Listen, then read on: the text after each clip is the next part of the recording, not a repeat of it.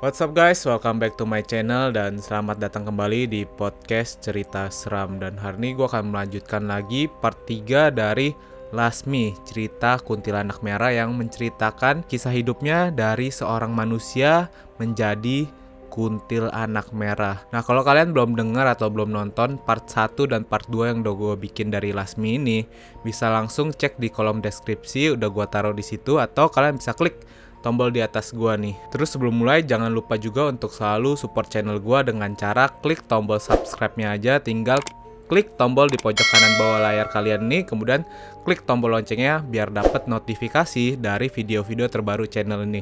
Terus kalau kalian yang denger podcast cerita seram di Spotify bisa langsung klik tombol following-nya ya guys buat support gua selalu. So, kita lanjutin aja cerita Lasmi si kuntilanak part 3 ya guys. Lasmi sangat tidak terima atas kematian dia dan bayinya. Dendam kesumat yang teramat besar di dalam diri Lasmi membuat wujudnya perlahan berubah. Tatapan mata yang sebelumnya teduh berubah jadi sorot berwarna merah darah yang menyala. Wajahnya yang ramah berubah menjadi menyeramkan. Saat Lasmi menyadari dirinya berubah jadi sosok kuntilanak merah, dia berteriak kencang dan menangis dalam angkara. Mengapa Lasmi malah jadi seperti ini? Dia tidak tahu, lalu dia tertawa dengan suara yang melengking, tawa yang menakutkan sekaligus memilukan. Lasmi terbang ke lokasi dia kehilangan hidup dan si jabang bayi, lalu berdiri di tepi jalan malam itu.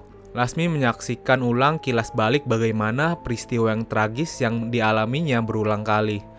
Lasmi tersenyum dengan wajah yang robek, dia ingin segera membalaskan dendamnya.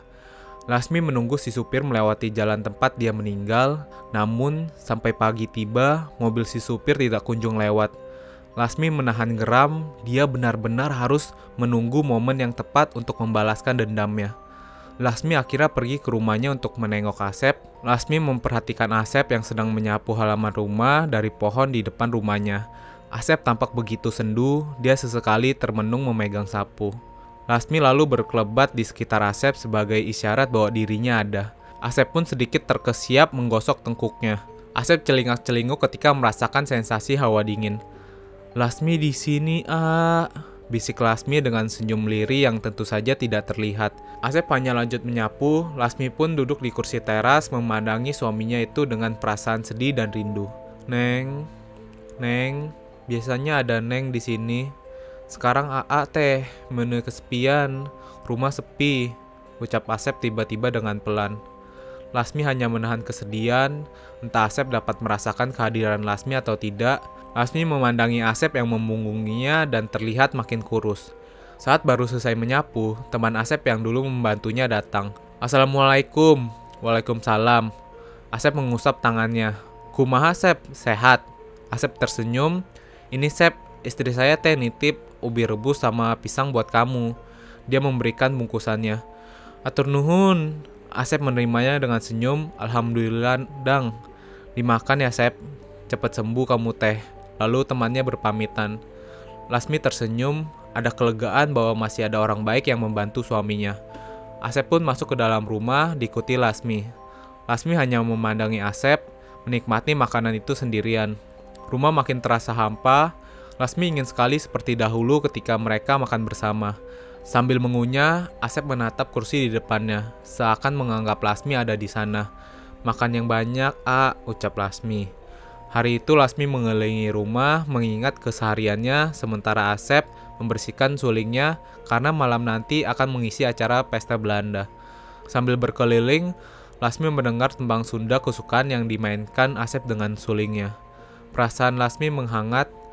Asep memainkan tembang itu dengan penuh perasaan, tanpa sadar air matanya menetes. Dia ingat raut Lasmi yang tersenyum bahagia dan berkata, "Kang, Lasmi pengen denger sekali lagi ya."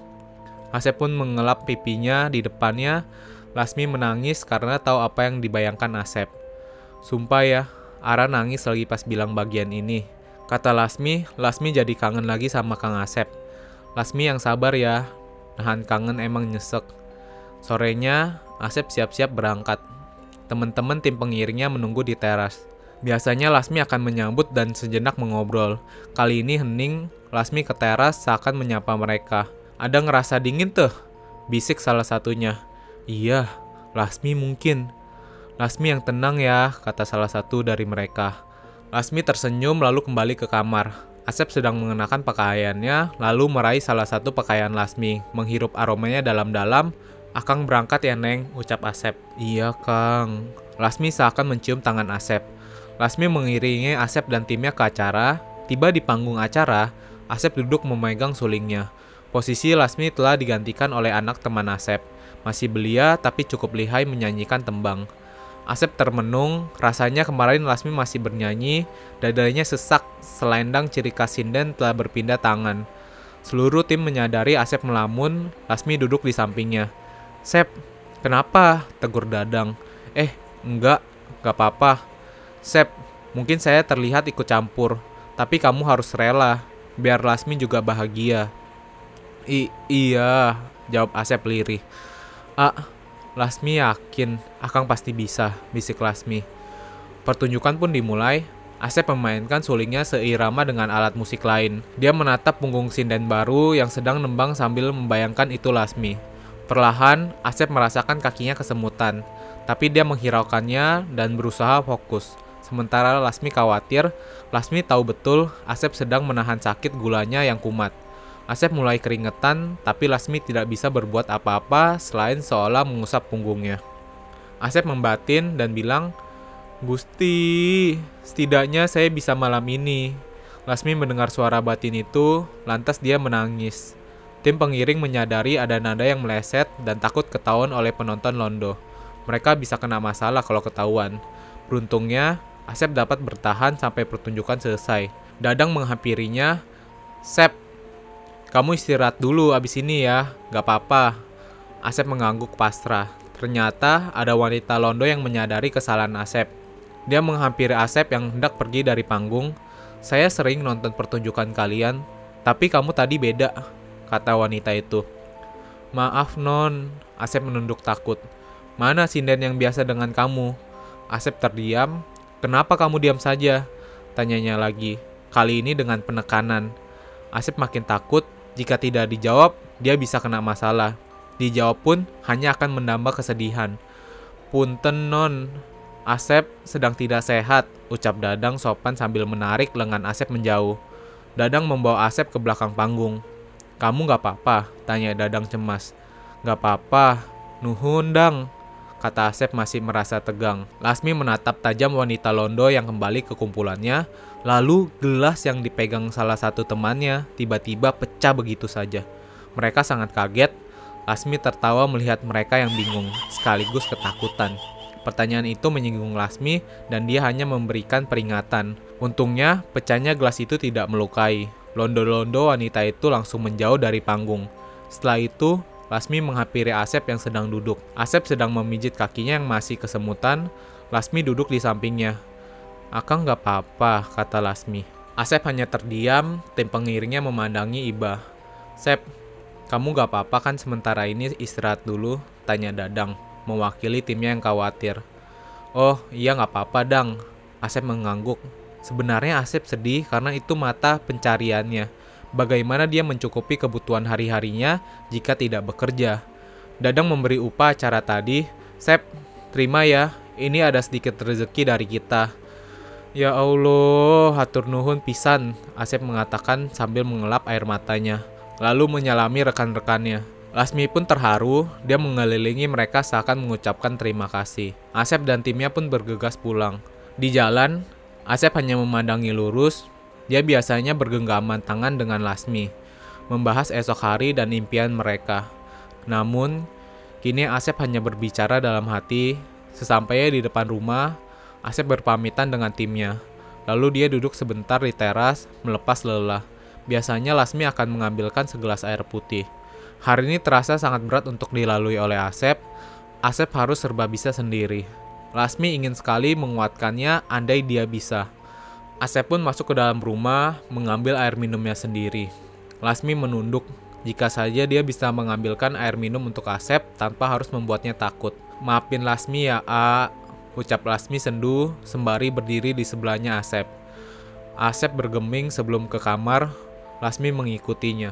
Asep mengganti bajunya lalu merebah ke kasur. Asep menghadap ke sisi Lasmi yang biasanya mereka ngobrol sebelum tidur. Lasmi pun merebah di situ. Mereka bertatapan tanpa Asep tahu. Lasmi tersenyum, istirahat, Asep berkata sendiri, malam ini dingin, Neng. Lalu Asep tertidur. Lasmi hanya memandangi Asep yang tertidur dengan wajah yang lelah. Sesekali Asep berganti posisi dan mengusap tubuhnya karena kamar yang terasa dingin. Asep tidak tahu hawa dingin itu berasal dari Lasmi. Akhirnya, Lasmi pun sedikit menjauh, takut suaminya tidak bisa tidur nyenyak. Lasmi kembali ke pohon di depan rumahnya. Dia uncang-uncang angge sambil menunggu pagi tiba. Lasmi pun memperhatikan makhluk sejenisnya yang berwarna putih yang ada di sekitar rumah mereka. Entah kenapa mereka tidak mau mendekatinya atau menyapa Lasmi. Mereka hanya tertawa dan melayang-layang. Lasmi merespon tawa mereka dengan tawa juga. Mereka langsung terdiam dan pergi. Saat itu Lasmi heran, kenapa mereka pergi? Apakah karena dia berwarna merah sendiri? Lasmi berpikir, mungkin karena ketakutan yang besar dan aura merah di tubuhnya itu membuat sesamanya takut. Inilah potret wajah Asep yang digambarkan oleh Ara. Saat gambarnya selesai, Lasmi bilang, akhirnya aku bisa lihat Kang Asep lagi setelah sekian lama. Aku ingin melihat wajahnya Kang Asep dengan jelas. Lanjut, karena taunya terdengar menakutkan hingga membuat sesamanya takut, Lasmi termenung. Dia khawatir bisa menakuti Asep juga, atau malah tidak sengaja mencelakainya. Hawanya saja bisa membuat Asep tidak nyaman. Lasmi hanya ingin berada di sisi Asep. Pagi tiba, Lasmi pun masuk ke dalam rumah. Asep sudah bangun dan sedang menghangatkan sisa ubi yang diberikan oleh Dadang kepadanya.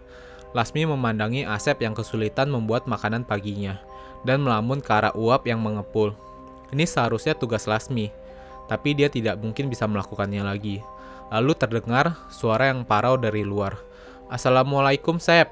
Asep tersadar dari lamunannya. Lasmi masih teringat dengan suara ini adalah mertuanya, ayah Asep yang juga sudah sakit-sakitan.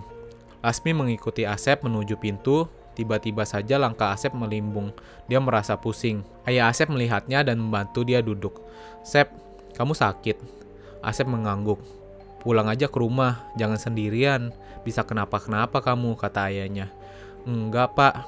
Asep nggak mau ngerepotin Bapak. Asep bisa sendiri di sini. Ayah Asep hanya terdiam. Dia ingin anaknya ada yang mengurus. Sep, ini mah Bapak nanya aja. Apa kamu gak mau nikah lagi? Bapak pengen lihat kamu ada yang ngurusin udah begini. Lihat Bapak, Sep. Ditinggalin ibu hidup Bapak seperti pincang, ucap ayah Asep. Asep mengusap wajah. Pah, maaf, jangan omongin itu dulu sekarang ya. Lasmi menunduk. Ayahnya memegang pundak Asep. Bapak cuma bilang aja, Sep. Kamu masih muda, masih punya kesempatan untuk hidup bahagia. Bapak gak tega lihat kamu begini sendirian. Saat ini, Asep cuma mikirin Lasmi, Pak. Asep belum mikirin ke sana, balas Asep. Lasmi hanya terdiam pilu. Ya udah, kalau kamu udah kepikiran, bilang ya. Kamu Kasep, banyak yang seneng sama kamu. Ayahnya tersenyum. Tapi Asep cuma seneng sama Lasmi. Bapak tahu kan, Lasmi cinta pertama Asep. Gimana dulu Asep perjuangi Lasmi. Lasmi sedih mengingat ketika mereka berjuang bersama. Lasmi ingat pertemuannya dengan Asep pertama kali di kebun teh. Saat itu Lasmi sedang membantu bibinya memetik teh untuk dijual ke Londo dengan harga yang murah. Lasmi ingin main tapi dia tidak punya teman. Lasmi sebatang kara, dia menyambung hidupnya dengan membantu bibinya bekerja. Sehari-hari, Lasmi tinggal di sebuah gubuk bersama Bi Entin, adik ibunya. Orang tuanya telah lama merantau, tapi tidak diketahui nasibnya. Rumahnya pun sudah dijual. Bi Entin seorang janda yang ditinggalkan suaminya dan tidak punya anak. Dia menganggap Lasmi seperti anaknya sendiri. Lasmi kecil tidak punya waktu bermain karena harus membantu bibinya. Sampai akhirnya suatu sore, dia bosan memetik teh dan Bi Entin sedang mengobrol dengan temannya. Lasmi duduk karena pegal, lalu dari belakang terdengar suara anak laki-laki. Itu di rambut kamu ada ulet. Lasmi terkejut dan berteriak kaget sambil mengibas rambutnya. Anak lelaki itu malah cekikikan melihat Lasmi yang baginya sangat lucu. Mana? Nggak ada ulet tuh. Ih, kamu mah jahat. Lasmi cemberut sambil memukul pelan. Abisnya kamu bengong aja, Aku jadi iseng, hahaha. Lasmi menatapnya kesal, lalu Bi Entin memanggilnya. Lasmi, sini. Ayo pulang. Lantas Lasmi langsung menghampiri bibinya sambil menahan sebel. Besok paginya, sambil Lasmi membantu bibinya memetik teh, dia mencari anak laki-laki yang kemarin. Sampai sore, dia tidak melihatnya. Sampai beberapa hari, Lasmi tidak kunjung melihat anak laki-laki itu. Bi Etin geleng-geleng mendapati Lasmi seperti linglung. "Mi, kamu teh kunaon bengong?" Celingak celenguk. "Ulah kitu takut ada apa-apa." "Iya Bi." Lasmi pun tersenyum kikuk. Lasmi ketawa cerita bagian ini. Sekitar seminggu kemudian, Lasmi sedang menjemur baju. Dia melihat anak laki-laki itu sedang turun dari andong membawa bakul tomat bersama seorang bapak di dekat gubuknya. Lasmi melirik Bi Etin yang sedang memilah daun teh. Dia diam-diam menghampiri Asep sambil seolah pura-pura lewat. Saat Lasmi melewatinya, anak laki-laki itu bertanya, "Mau tomat?" Lasmi tertawa, anak laki-laki itu bertanya lagi, "Nama kamu siapa?" "Aku Lasmi." "Oh, nama kamu Lasmi. Aku Asep." Anak itu tersenyum. "Itu bapak kamu?" tanya Lasmi. "Iya, mau kenalan." Lasmi tertawa lagi. Sejak saat itu, Asep sering bermain ke kebun teh untuk menjual tomat kepada seorang tengkulak tanpa diketahui ayahnya. Lalu Asep menemani Lasmi memetik teh seharian. Bi Etin hanya senyum-senyum melihat mereka. Lasmi kini punya teman dan terlihat riang. Dia tidak sendirian lagi. Dari Lasmi, Asep tahu cara memetik teh dan memilah kualitasnya. Kadang, Asep pulang membawa bakul berisi daun teh terbaik. Ayahnya sampai bingung, Asep rajin menyeduh teh saat pagi dan malam. "Ini teh dari saha?" "Temen pak." "Nu gelis itu?" "Iya pak." Asep tersenyum malu.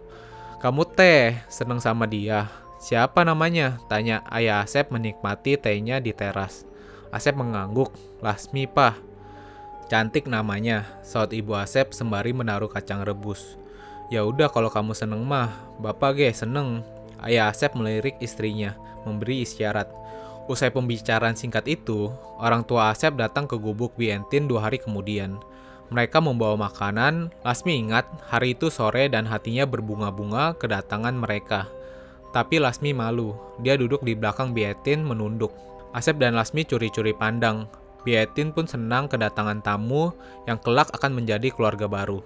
Selama ini, dia dan Lasmi tinggal berdua di tengah hidup yang pas-pasan. Bi Etin mendengar dari tengkulak bahwa ayah Asep adalah orang baik dan seorang petani tomat. Dia pun percaya Asep anak yang baik. Ayah Asep berkata, "Punten cuk, saya Jajang, bapaknya Asep. Ini Atna, istri saya. Kami datang ke sini teh pengen kenal sama Lasmi dan ence."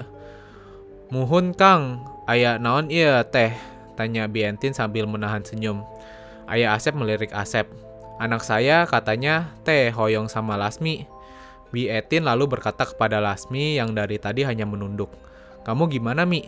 Lasmi berbisik, "Lasmi malu Bi." Ayah Asep dan istrinya tertawa melihat Lasmi. "Tah Sep, ditolak kamu teh," kata ayahnya. Asep sontak kaget dan bengong. Dia menganggap dirinya memang ditolak. Asep makin yakin dirinya ditolak karena Lasmi tidak kunjung memberi jawaban. Lalu Bi Etin bilang, "Lasmi juga seneng sama Asep. Dia suka nanya ke Bibi kalau Asep nggak kesini, dia kemana ya? Apa lupa sama Lasmi?"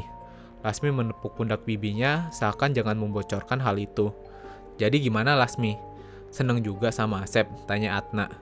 Lasmi menatap Asep lalu mengangguk. "Tapi Lasmi belum siap Bu." "Ya udah dijalani aja dulu," kata Jajang. "Ece, setuju Asep sama Lasmi. Saya mah gimana Lasmi aja, Kang." Bi Etin tersenyum. Asep langsung semeringah. Setelah itu, mereka makan bersama. Orang tua Asep dan Bi Etin membiarkan kedua anak itu pergi ke kebun. "Kalau aku ngikut kamu, Bi Etin gimana?" tanya Lasmi sambil meremas daun teh. "Bibi juga boleh ikut. Nanti kamu diajarin nyinden sama si mama," jawab Asep. "Mama kamu sinden?" Lasmi takjub.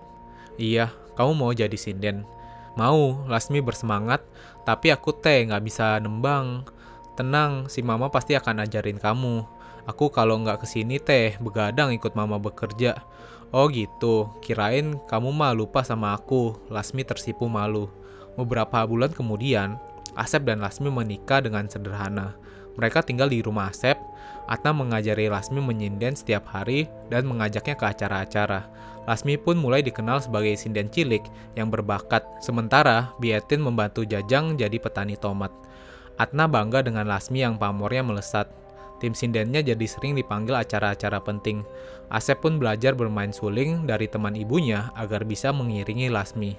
Sampai 3 tahun kemudian, mereka bisa membeli sebuah rumah untuk keluarga kecil mereka. Namun sayang, tidak lama berselang, Biatin jatuh sakit karena sering kelelahan. Lasmi pun terpuruk. Sebelum menutup mata, Biatin berpesan kepada mereka, "Sep, tolong jaga Lasmi. Dia bagaikan anak Bibi sendiri. Jangan pernah tinggalin Lasmi ya, Sep. Bibi titip Lasmi." Pesan itu selalu diingat oleh Asep dan Lasmi.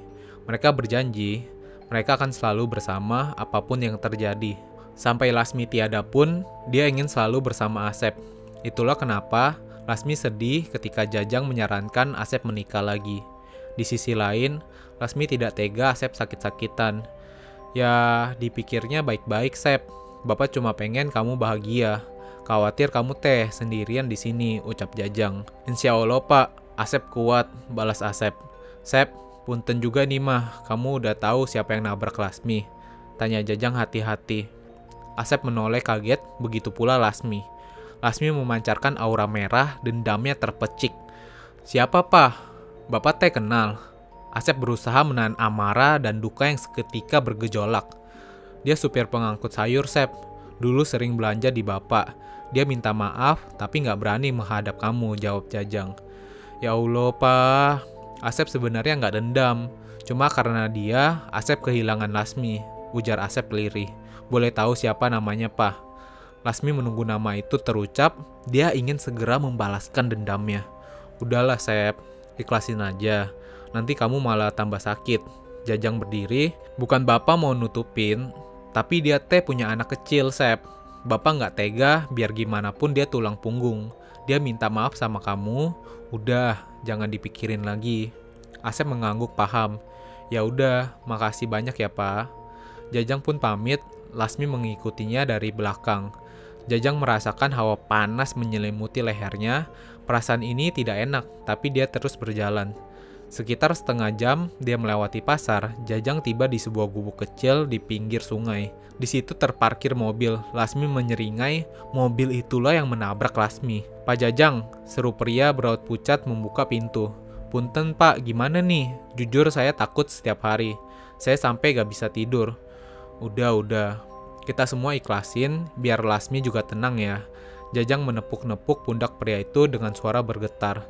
Lasmi menatapnya penuh amarah. Tapi guys, mohon maaf banget cerita Lasmi malam ini udahan dulu ya. Sekarang lagi banyak yang terundang, rame banget. Ara lagi nggak fit buat nerusin, bisa kenapa-kenapa nanti. Terima kasih sudah menunggu dan menyimak. Nanti kita akan segera lanjut lagi. Itulah yang disampaikan atau ditweet oleh @valenjaman sebelum part 3 berakhir. Nanggung banget sih ceritanya menurut gue di part 3-nya nih, benar-benar dipotong ketika epic moment lah ya. Udah mau naik gitu, udah mau menakutkan, tiba-tiba di-cut. Oh my god. Tapi itu dia guys, cerita part 3 dari Lasmi Kuntilanak Merah yang udah gue ceritain kepada kalian. Nah, gue juga mau ingetin sebelum gue tutup podcast ini, kalau kalian punya cerita atau pengalaman gaib, pengalaman mistis yang kalian mau share di podcast cerita seram, bisa langsung DM di Instagram gue di Willy Kun. Ntar gue bakal share cerita kalian dan gue bacain kepada pendengar podcast cerita seram. So itu dia guys video hari ini. Thank you guys for watching this video and see you guys in the next video.